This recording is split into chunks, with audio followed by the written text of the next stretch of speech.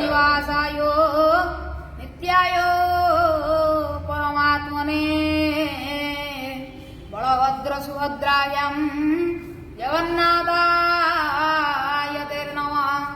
नीलाद्रौ शंख मध्ये शतदल कमले रत्नसिंहासनस्थम् सर्वालंकारयुक्तं नवघनरुचिरं संयुक्तं जाग्रजेन भद्राया वामभागे रथचरणयुतं ब्रह्मरुद्रेन्द्रवन्द्यम् सारवेशं स्वजनपरिवृतं ब्रह्मदारो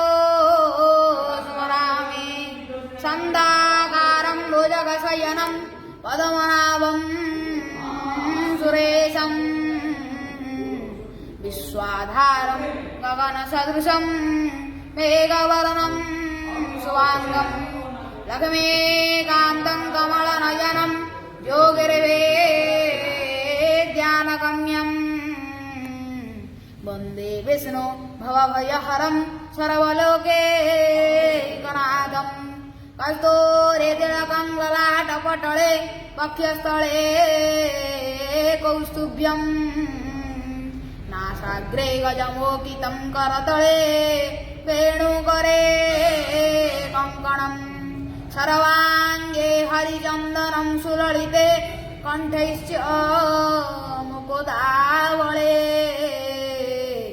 गोपस्त्रे परिवेष्टितं विजयते श्रीगोपाल चूडामणि